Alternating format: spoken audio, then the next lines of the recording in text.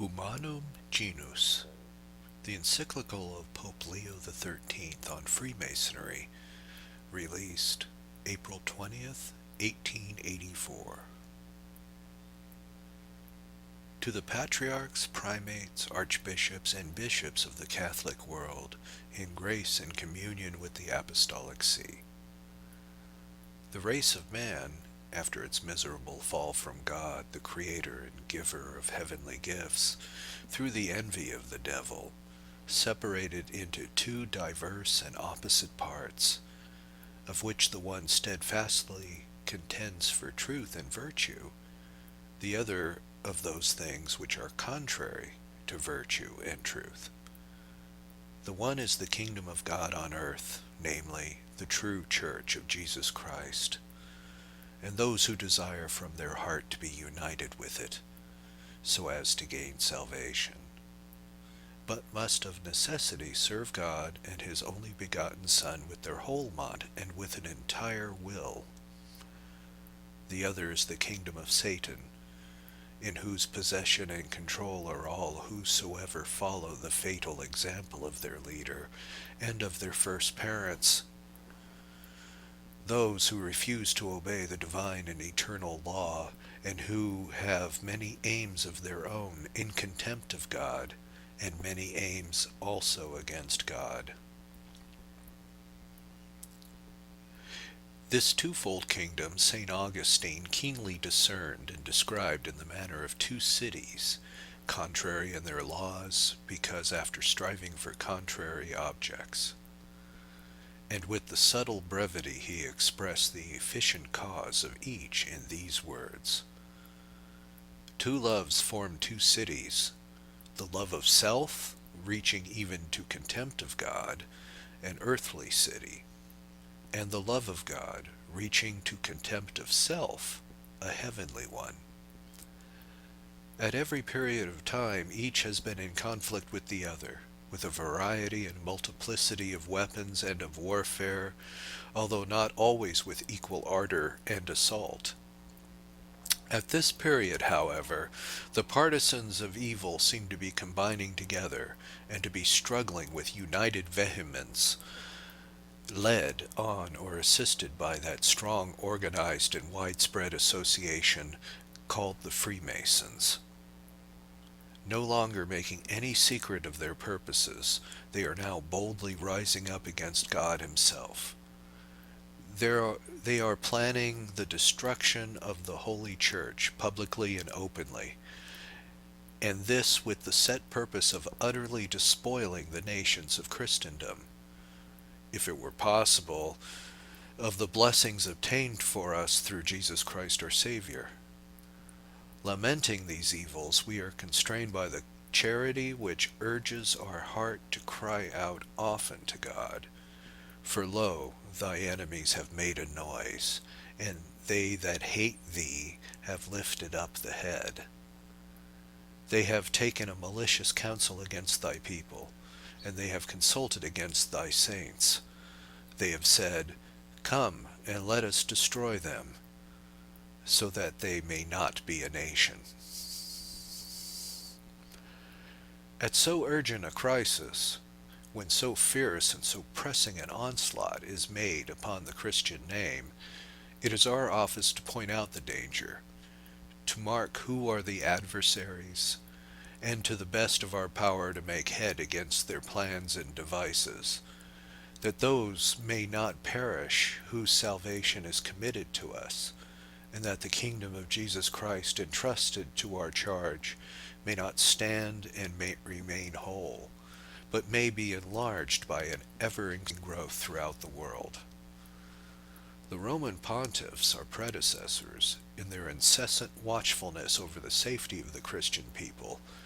were prompt in detecting the presence and the purpose of this capital enemy immediately it sprang into the light instead of hiding as a dark conspiracy. And, moreover, they took occasion with true foresight to give, as it were, on their guard,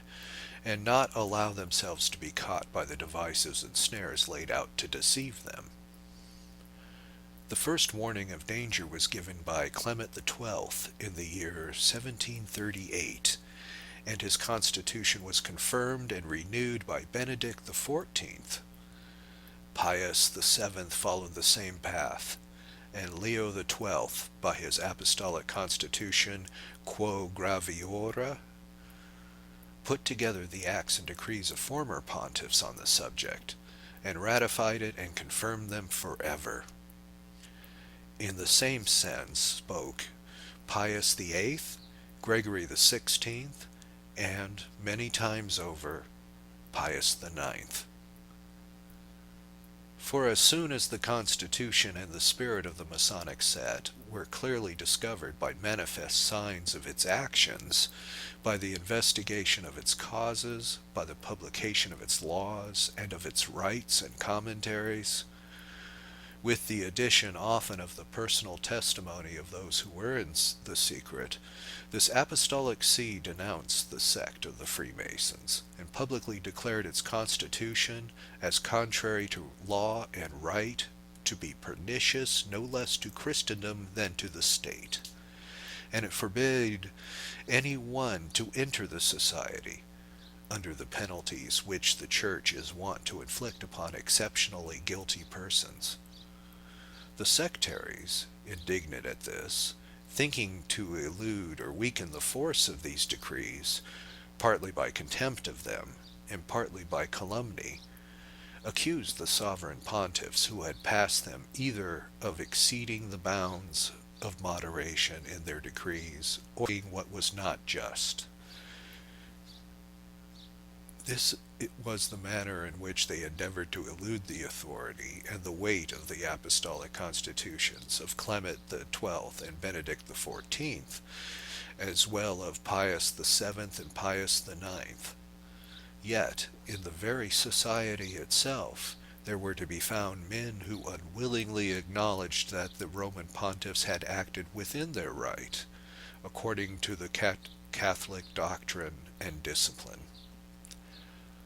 The pontiffs received the same assent, and in strong terms, from many princes and heads of government, who made it their business either to delate the Masonic Society to the Apostolic See, or of their own accord by special enactments to brand it as pernicious, as, for example, in Holland, Austria, Switzerland, Spain, Bavaria, Savoy, and other parts of Italy. But, what is of highest importance, the course of events has demonstrated the prudence of our predecessors, for their provident and paternal solicitude had not always and everywhere the result desired, and this either because of the simulation and cunning of some who were active agents in the mischief, or else of the thoughtless levity of the rest who ought, in their own interest, to have given the matter their diligent attention. In consequence, the sect of Freemasons grew with a rapidity beyond conception in the course of a century and a half, until it came to be able, by means of fraud or of audacity, to gain such entrance into the rank of the state as to seem to be almost its ruling power. This swift and formidable advance has brought upon the Church, upon the power of princes, upon the public well-being, precisely that grievous harm which our predecessors had long foreseen. Such a condition has been reached that henceforth there will be grave reason to fear, not indeed for the Church, for her foundation is much too firm to be overturned by the efforts of men, but for those states in which prevails the power,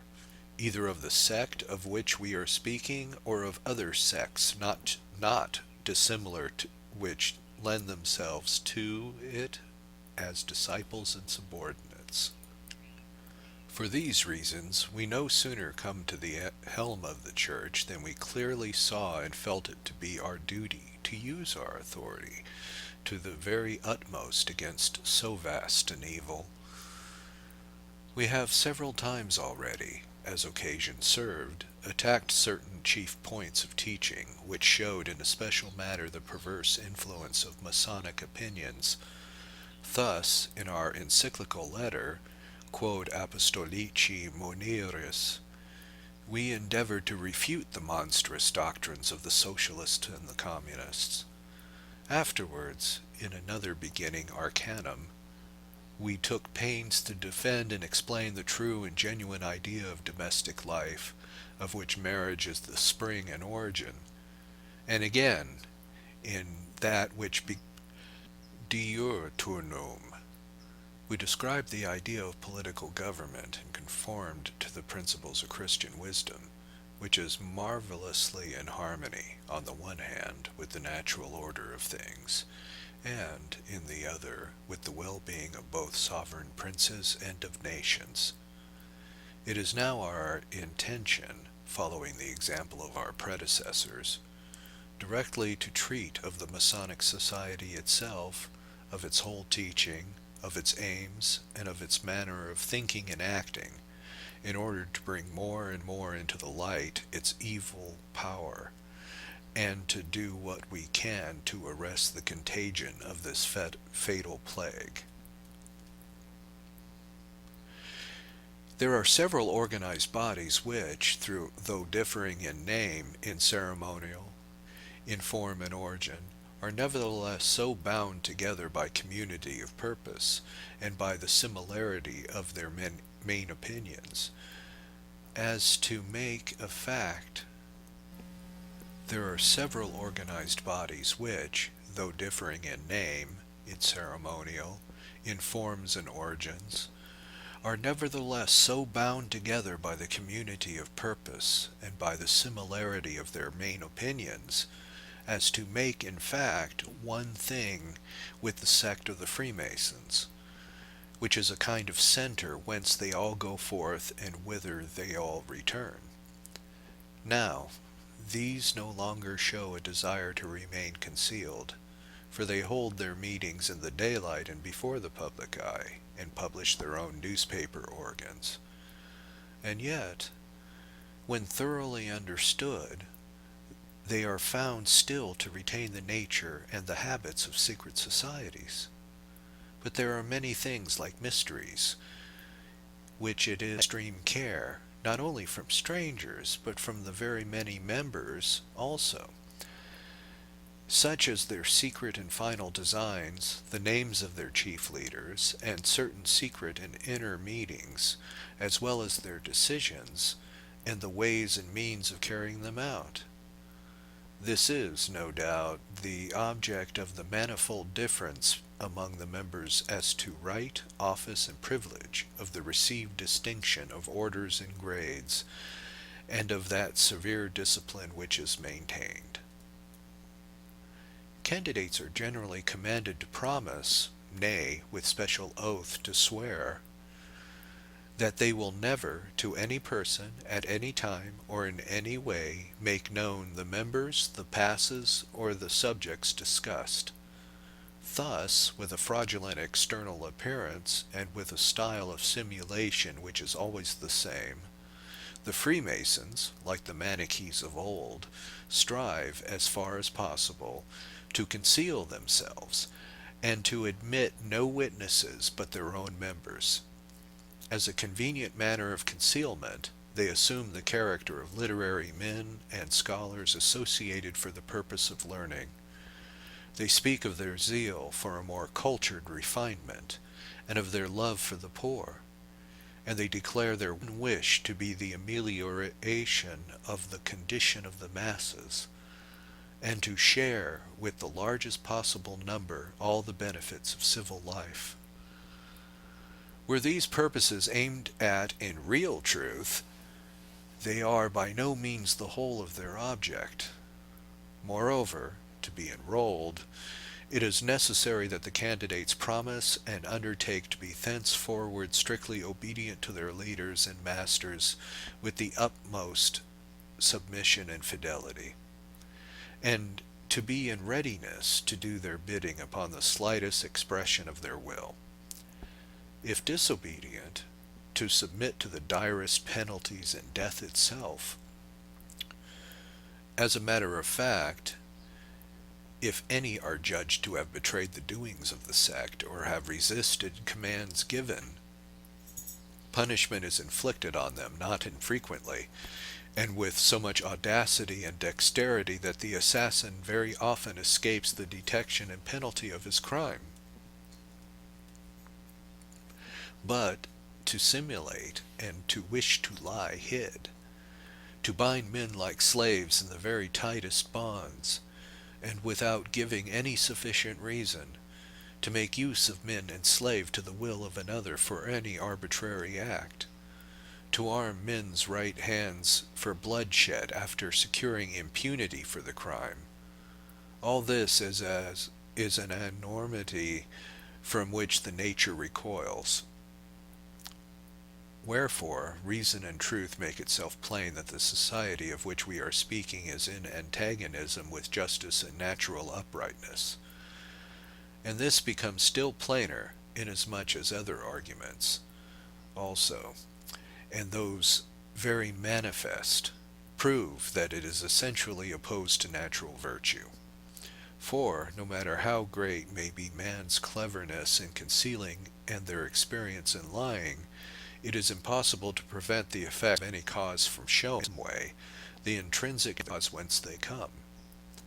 A good tree cannot produce bad fruit, nor a bad tree produce good fruit. Now the Masonic sect produces fruits that are pernicious and of the bitterest savor. For, from what we have above most clearly shown, that which is their ultimate purpose forces itself into view, namely, the utter overthrow of the whole religious and political order of the world which the Christian teaching has produced, and the substitution of a new state of things in accordance with ideas, of which the foundation and laws shall be drawn from mere naturalism. What we have said, and are about to say, must be understood of the sect of the Freemasons taken generically, and in so far as it comprises the associations kindred to it and confederated with it, but not of the individual members of them. There may be persons among these, and not if, although not free from the guilt of having entangled themselves in such associations, yet are neither themselves partners in their criminal acts, nor aware of the ultimate object which they are endeavoring to attain. In the same way, some of the affiliated societies, perhaps, by no means approve of the extreme conclusions which they would, if consistent, embrace as necessarily following from their common principles, did not their very foulness strike them with horror. Some of these, again, are led by circumstances of times and places either to aim at smaller things than the others usually attempt, or they themselves would wish to attempt. They are not, however, for this reason, to be reckoned as alien to the Masonic Federation, for the Masonic Federation is to be adjudged not so much by the things which it has done, or brought to completion, as by the sum of its pronounced opinions. Now, the fundamental doctrine of the naturalists, which they sufficiently make known by their very name, is that human nature and human reason ought in all things to be mistress and guide. Laying this down, they care little for duties of God, or pervert them by erroneous and vague opinions. For they deny that anything has been taught by God. They allow no dogma of religion or truth which cannot be understood by the human intelligence, nor any teacher who ought to be believed by reason of his authority. And since it is the special and exclusive duty of the Catholic Church fully to set forth in words truths divinely received,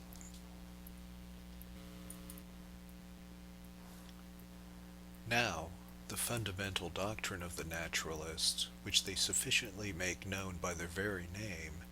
is that human nature and human reason ought in all things to be mistress and guide. Laying this down, they care little for the duties of God, or pervert them by erroneous and vague opinions. For they deny that anything has been taught by God. They allow no dogma of religion or truth which cannot be understood by the human intelligence, nor any teacher who ought to be believed by reason of his authority. And since it is the special and exclusive duty of the Catholic Church fully to set forth in words truths divinely received, to teach, besides other divine helps to salvation, the authority of its office, and to defend the same with perfect purity, it is against the Church that the rage and attack of the enemies are principally directed. In those matters in which regard religion, let it be seen how the sect of the Freemasons acts, especially where it is more free to act without restraint, and then let any one judge whether in fact it does not wish to carry out the policy of the naturalists. By a long and persevering labor they endeavor to bring about this result,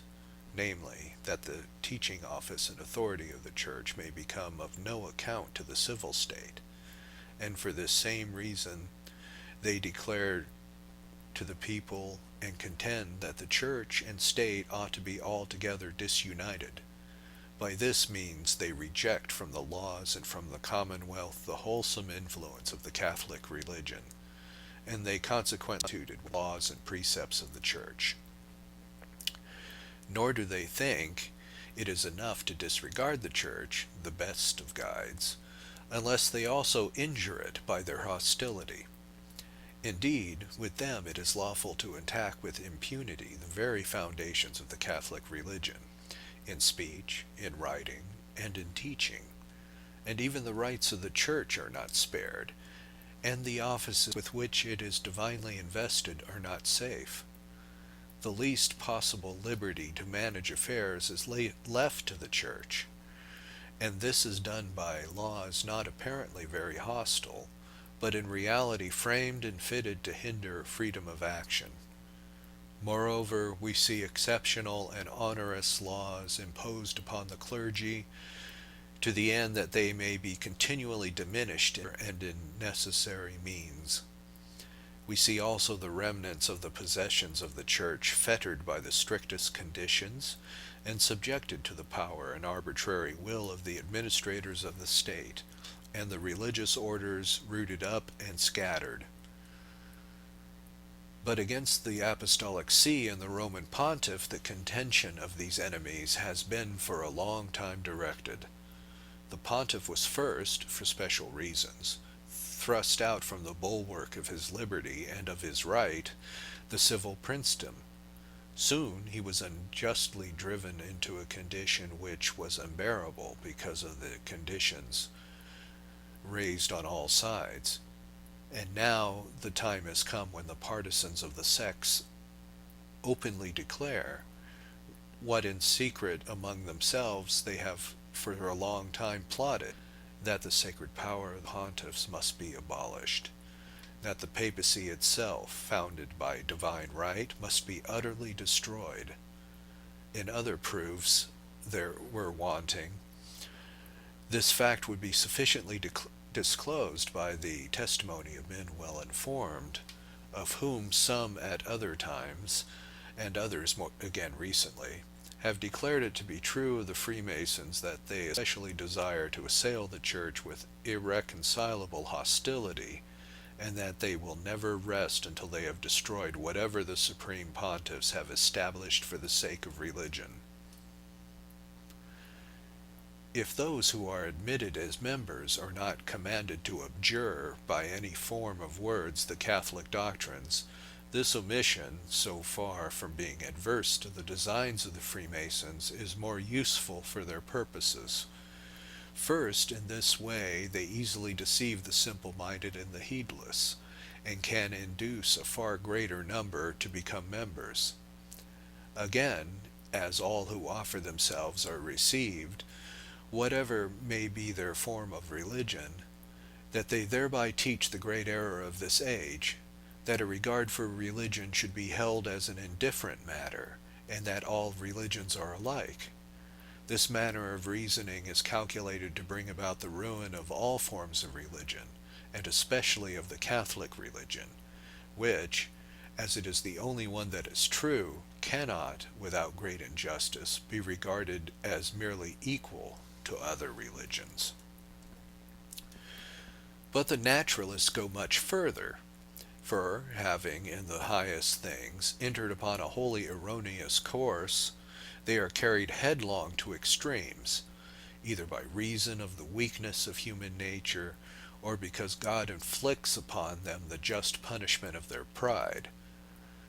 Hence it happens that they no longer consider as certain and permanent those things which are fully understood by the natural light of reason, such as certainty are the existence of God, the immaterial nature of the human soul, and its immortality. The sect of the Freemasons, by a similar course of error, is exposed to these same dangers, for, although in a general way they may profess the existence of God, they themselves are witnesses that they do not all maintain this truth with the full assent of the mind or with firm conviction. Neither do they conceal that this question about God is the greatest source and cause of discords among them. In fact, it is certain that a considerable contention about the same subject has existed among them very lately. But, indeed, the sect allows a great liberty to its votaries,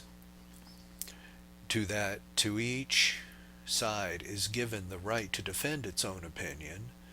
either that there is a God or that there is none. And those who obstinately contend that there is no God are as easily initiated as those who contend that God exists, though, like the pantheists, they have false notions concerning him, all which is nothing else than taking away the reality, while retaining some absurd representation of the divine nature.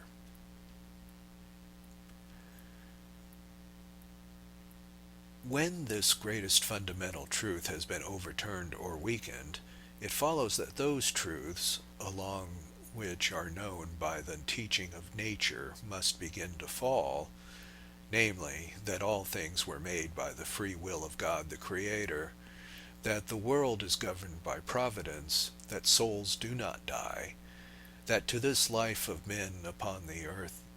there will succeed another and an everlasting life. When these truths are done away with,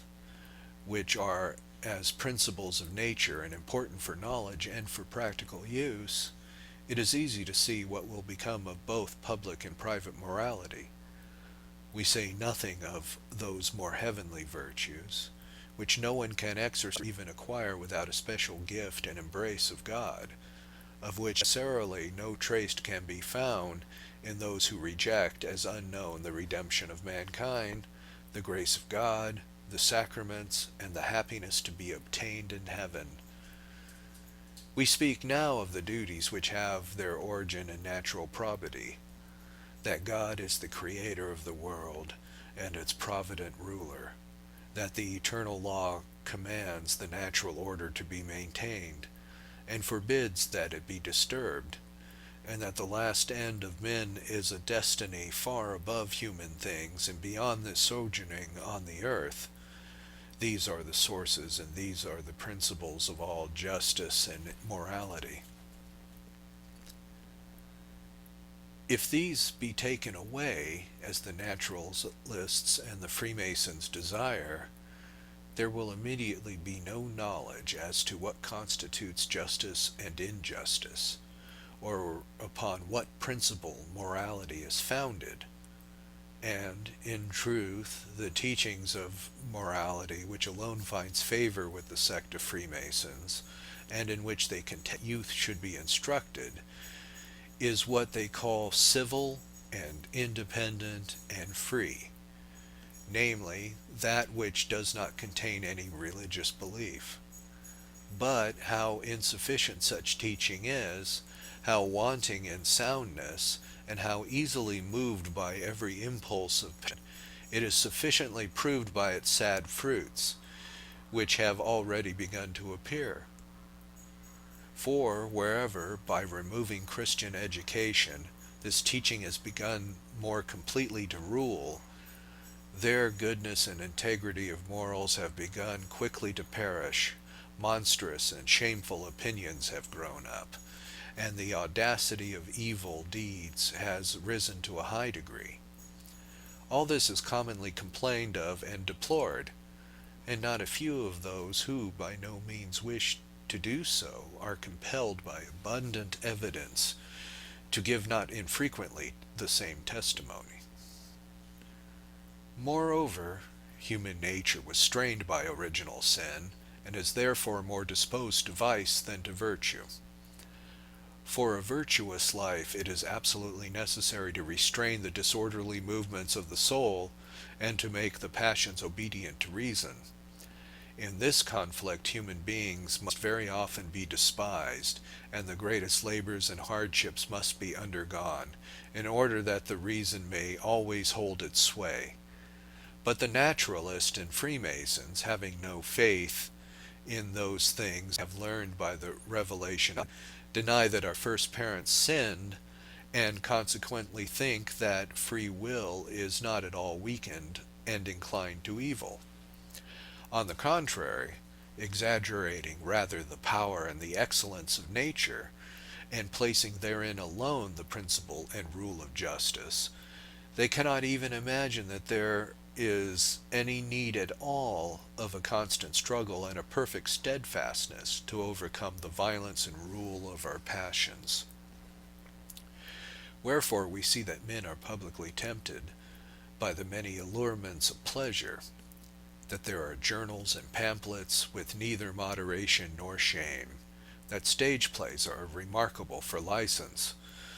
that the designs for works of art are shamelessly sought in the laws of the so-called verism, that the contrivances of a soft and delicate life are most carefully devised,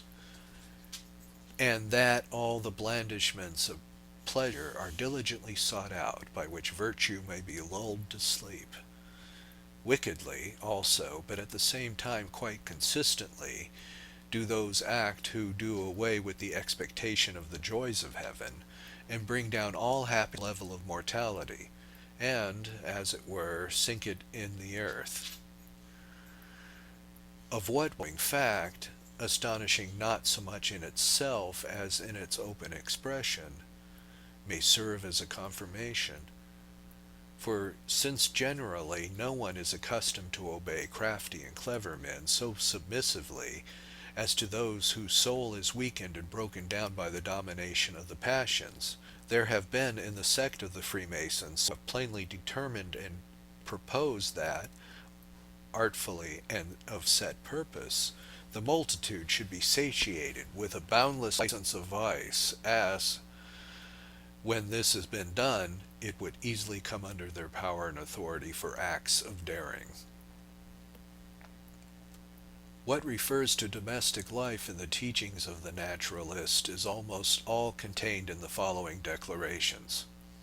that marriage belongs to the genus of commercial contracts, which can rightly be revoked by the will of those who made them, and that the civil rulers have power over the matrimonial bond, that in the education of youth nothing is to be taught in the matter of religion as of certain and fixed opinion, and each one must be left at liberty to follow, when he comes of age, whatever he may prefer.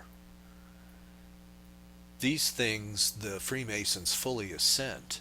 and not only assent, but have long endeavored to make them into a law and institution.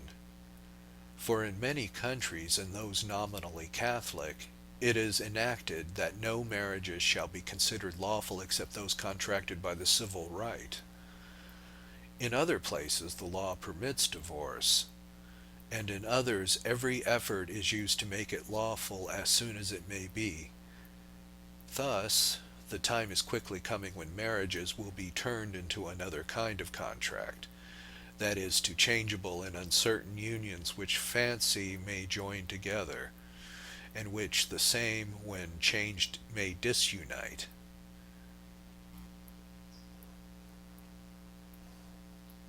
With the greatest unanimity, the sect of the Freemasons also endeavors to take to itself the education of youth. They think that they can easily mold to their opinions that soft and pliant age, and bend it whither they will, and that nothing can be more fitted than this to enable them to bring up the youth of the state after their own plan. Therefore, in the education and instruction of children,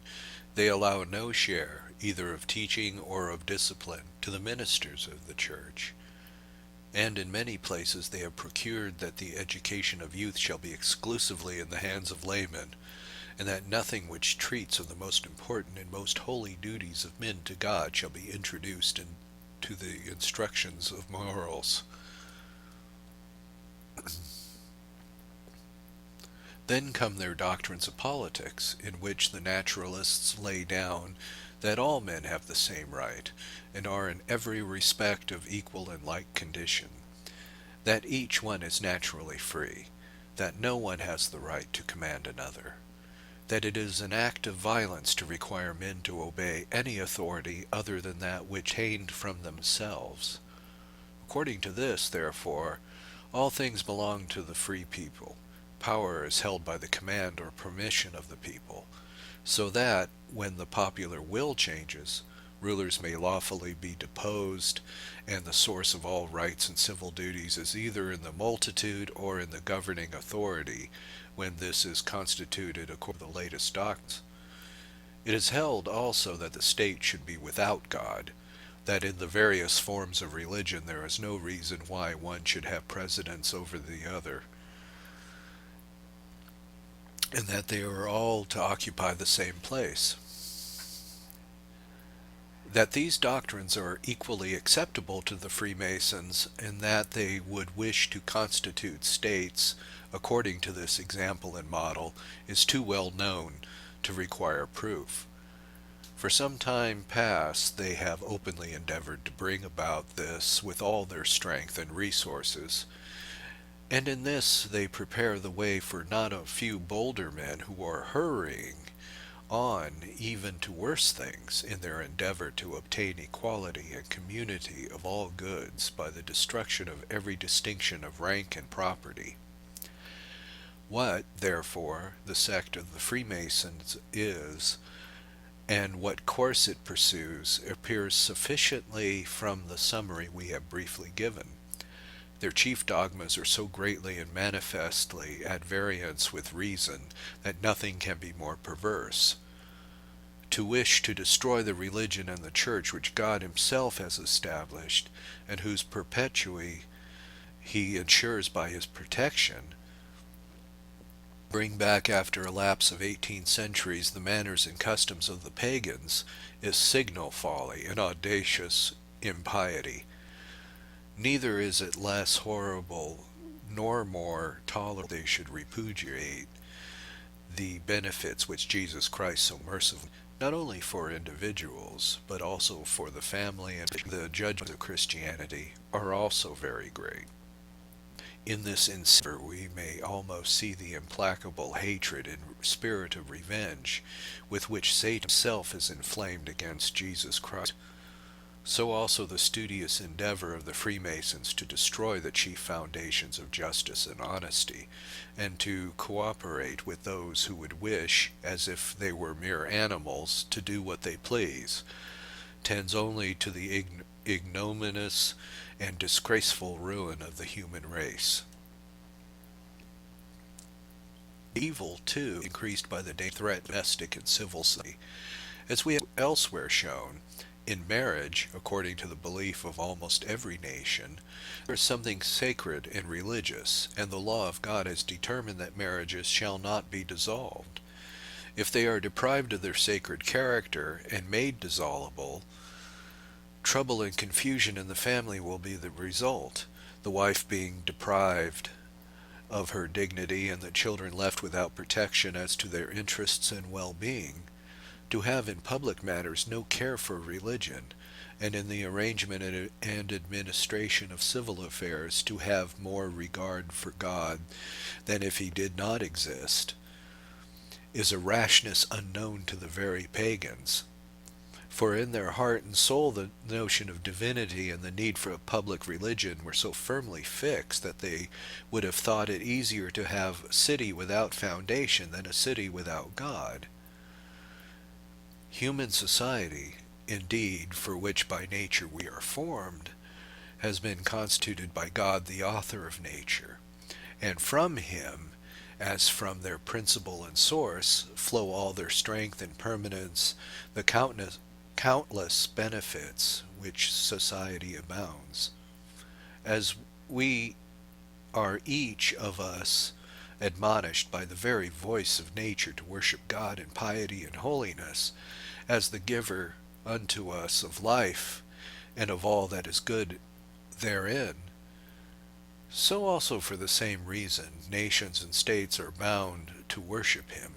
and therefore it is clear that those who would absolve society from all religious duty act not only unjustly but also with ignorance and folly.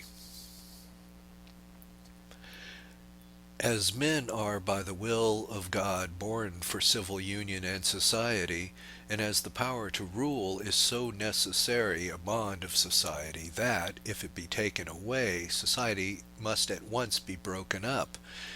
it follows that from him who is the author of society has come also the authority to rule,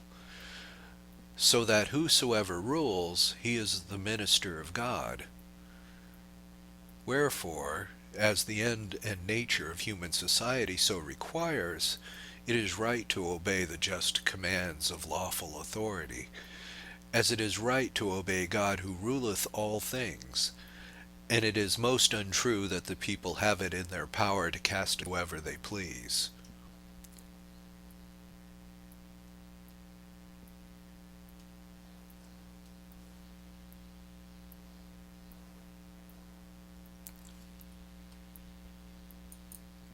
In like manner, no one doubts that all men are equal to one another, so far as regards their common origin and nature, or the last end which each one has to attain, or the rights and duties which are thence derived. But, as the abilities of all are not equal, as one differs from another in the powers of mind and body, and as there are very dissimilarities of manner, disposition, and character, it is most repugnant to reason to endeavor to confine all within the same measure, and to extend complete equality to the institutions of civil life. Just as a perfect condition of the body, junction and composition of its various members, which, though differing in form and purpose, make, by their union and the distribution of each one to its proper place, a combination beautiful to behold, firm in strength, and necessary for use. So, in the commonwealth there is an almost infinite dissimilarity of men as parts of the whole. And if they are all to be equal, and each is to follow his own will, the state will appear almost deformed. But if, with a distinction of degrees of dignity, of pursuits and employments, all aptly conspire for the common good, they will present the image of a state both well constituted and conformable to nature.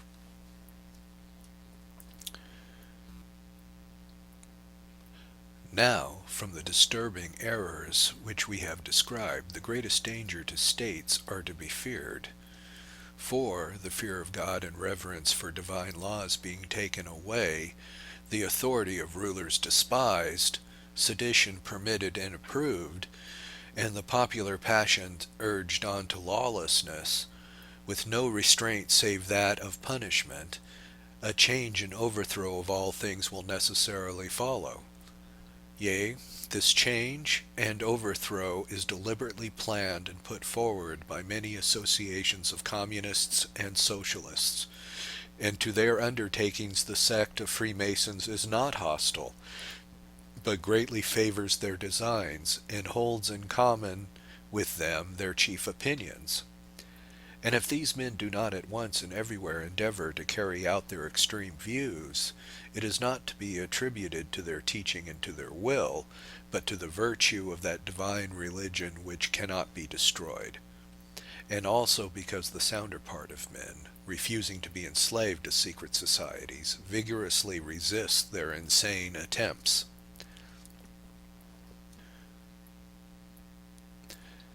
Would that all men would judge of the tree by its fruit, and acknowledge the seed and origin of the evils which press upon us,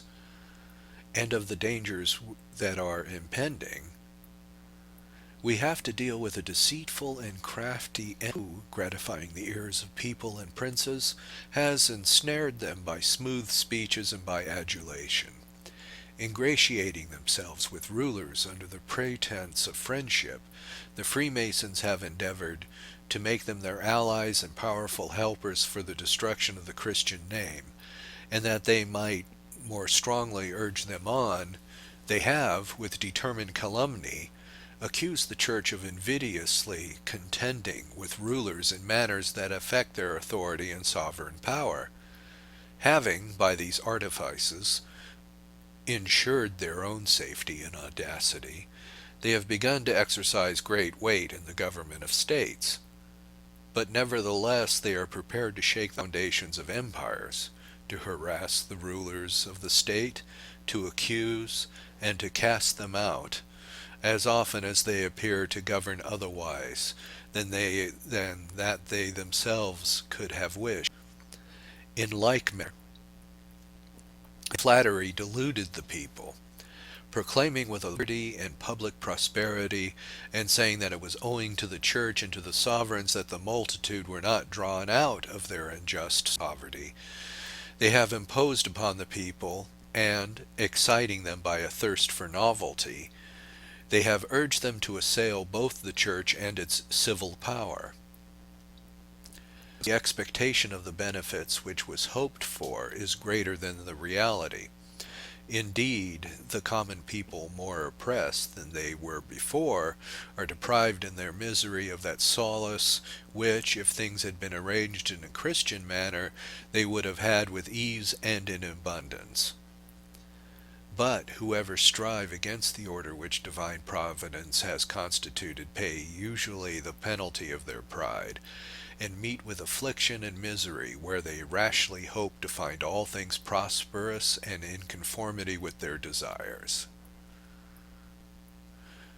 The Church, if she directs men to render obedience chiefly and above all to God the sovereign Lord, is wrongly and falsely believed either to be envious of the civil power or to arrogate to herself something of the rights of sovereigns. On the contrary, she teaches that what is rightly due to the civil power must be rendered unto it with a conviction and consciousness of duty. In teaching that from God himself comes the right of ruling, she adds a great dignity to civil authority, and on small help towards obtaining the obedience and the goodwill of the citizens. The friend of peace and the sustainer of concord, she embraces all with maternal love,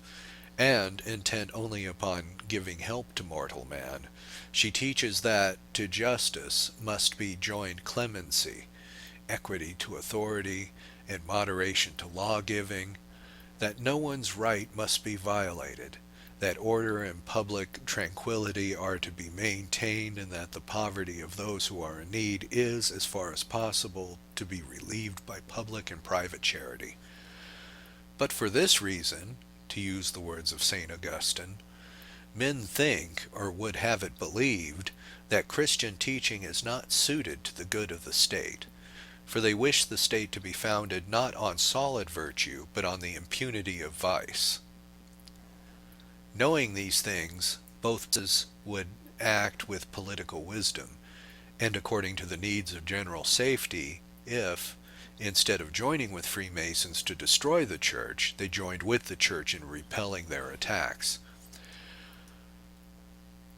Whatever the future may be in this grave and widespread evil, it is our duty, venerable brethren, to endeavor to find a remedy. And because we know that our best and firmest hope of a remedy is in power of that divine religion which the Freemasons hate in proportion to their fear of it, we think it to be of chief importance to call that most saving power to our aid against the common enemy. Therefore, whatsoever the Roman pontiffs, our predecessors, have decreed for the purpose of opposing the undertakings and endeavors of the Masonic sect, and whatsoever they have enacted to enter or withdraw men from societies of this kind, we ratify and confirm it by all our apostolic authority, and trusting greatly to the goodwill of Christians, we pray and beseech each one, for the sake of his eternal salvation, to be most conscientiously careful, not in the least to depart from what the Apostolic See has commanded in this matter. We pray and beseech you, venerable brethren, to join your efforts with ours, and to earnestly strive for the extirpation of this foul plague, which is creeping through the veins of the body politic. You have to defend the glory of God and the salvation of your neighbor, and with the object of your strife behind you, neither courage nor strength will be wanting. It will be for your prudence to judge by what means you can best overcome the difficulties and obstacles you meet with. But as it befits the authority of our office that we ourselves should point out some suitable way of proceeding, we wish it to be your rule first of all to tear away the mask from Freemasonry, and to let it be seen as it really is, and by sermons and pastoral letters to instruct the people as to the artifices used by societies of this kind in seducing men and enticing them into their ranks, and as to the depravity of their opinions and the wickedness of their acts. As our predecessors have many times repeated, let no man think that he may for any reason whatsoever join the Masonic sect, if he values his Catholic name and his eternal salvation as he ought to value them. Let no one be deceived by a pretense of honesty. It may seem to some that Freemasons demand nothing that is openly contrary to religion and morality, but as the whole principle and object of the sect lies in what is vicious and criminal, to join with these men, or in any way to help them, cannot be lawful.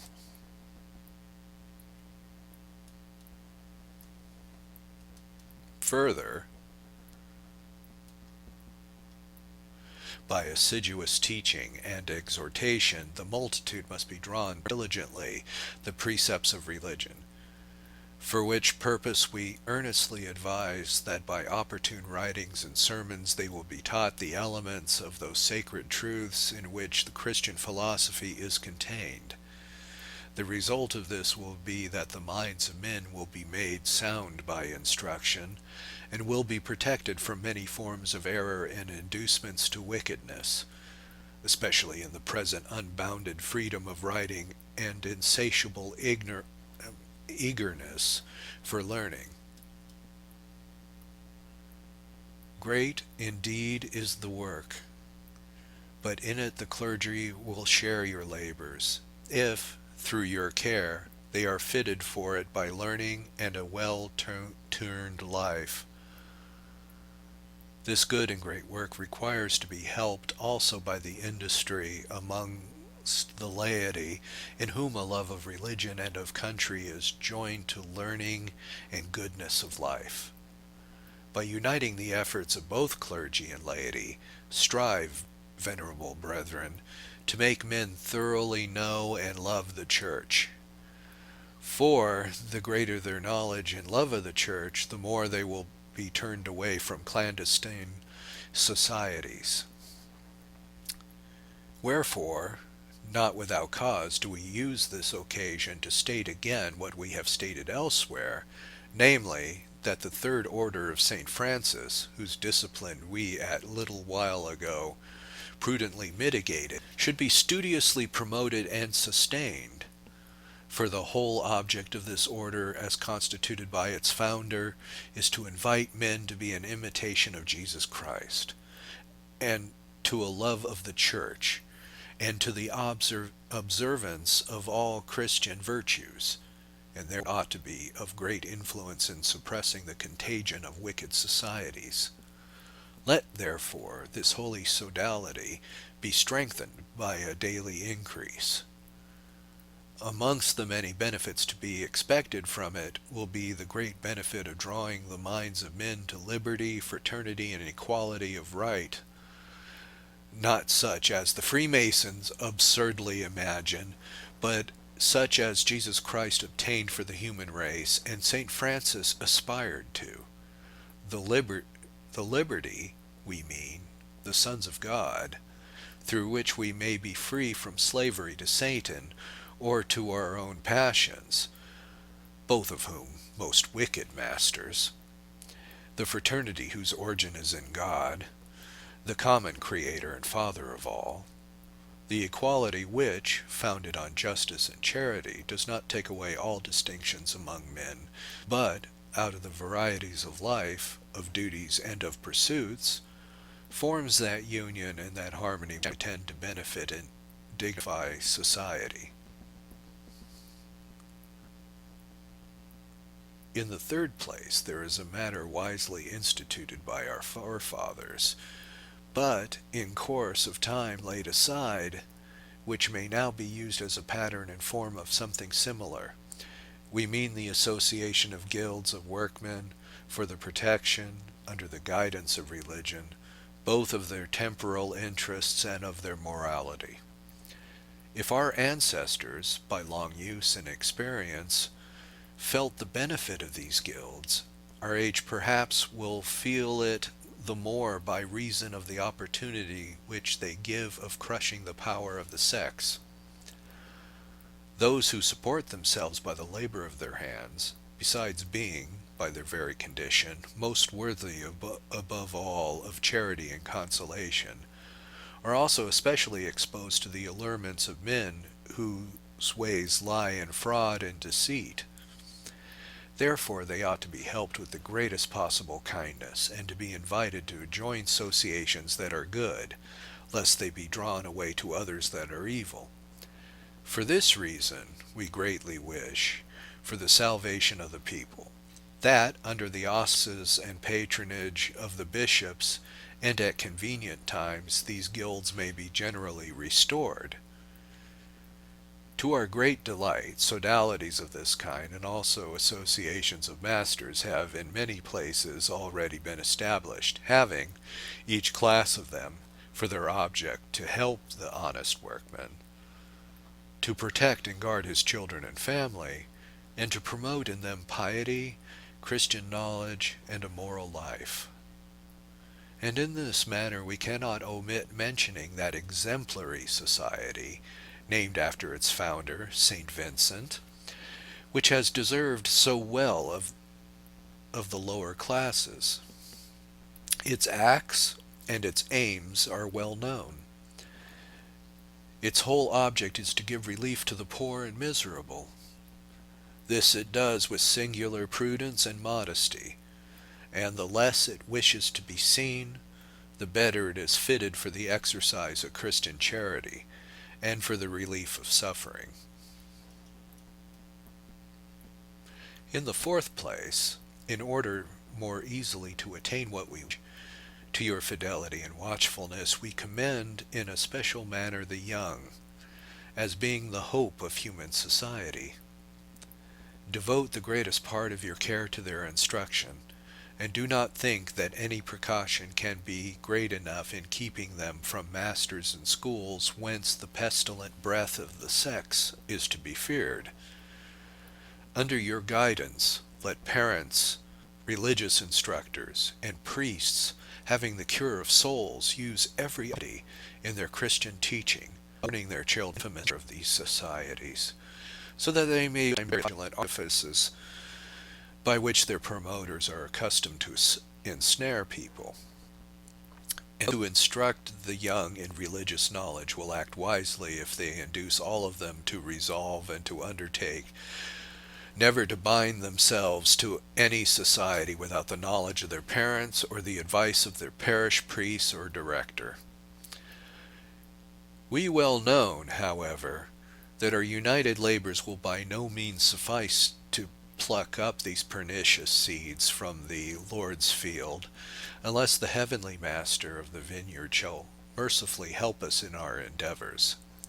We must, therefore, with great and anxious care, implore of him the help which the greatness of the danger and of the need requires. The sect of the Freemasons show itself insolent and proud of its success,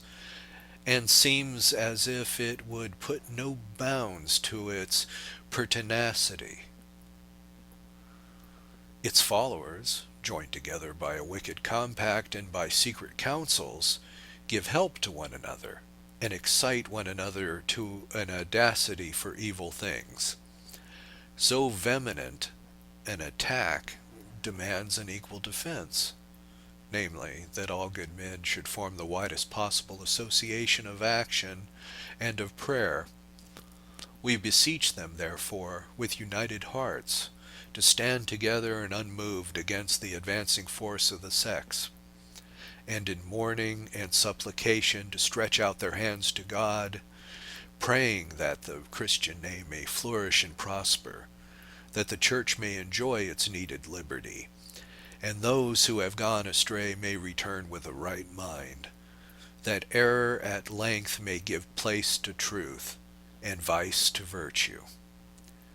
Let us take our helper and intercessor, the Virgin Mary, Mother of God, so that she, who from the moment of her conception overcame Satan, may show her power over those evil sects in which is revived the contumacious spirit of the demon, together with his unsubdued perfidy and deceit. Let us beseech Michael, the prince of the heavenly angels, who drove out the infernal foe, and Joseph, the spouse of the most holy Virgin, and heavenly patron of the Catholic Church, and the apostles Peter and Paul, the fathers, and the victorious champions of the Christian faith. By their patronage and by perseverance in united prayer, we will mercifully and opportunely save the human race, which is encompassed by so many dangers. As a pledge of heavenly gifts and of our benevolence, we lovingly grant the Lord to you, venerable brethren, and to the clergy and all the people committed to your watchful care, our apostolic benediction. Given at St. Peter's in Rome, the 20th day of April, 1884, the 6th year of our pontificate.